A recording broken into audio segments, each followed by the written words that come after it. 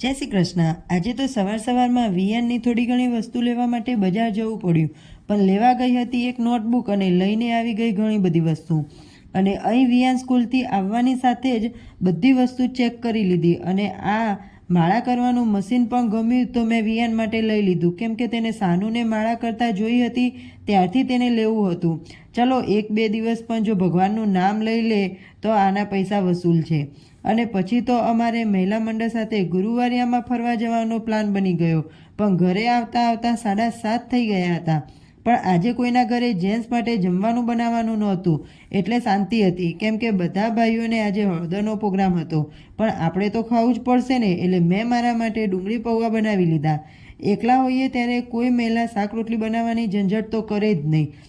આદિત્યની ખુશી તો જુઓ, આપણે જો 56 ભોગનો થાળ પણ ધરાવીએ ને તોય આટલી ખુશી ના થાય જેટલું જો તેમને દોસ્તો સાથે પ્રોગ્રામ થઈ જાય ને તો મજા જ પડી જાય। ચલો, આજનો દિવસ તો ફૂલટું મોજમાં જ ગયો છે। હવે કાલે મળીશું નવા દિવસે નવા વિડીયોની સાથે। ત્યાં સુધી જય શ્રી કૃષ્ણ।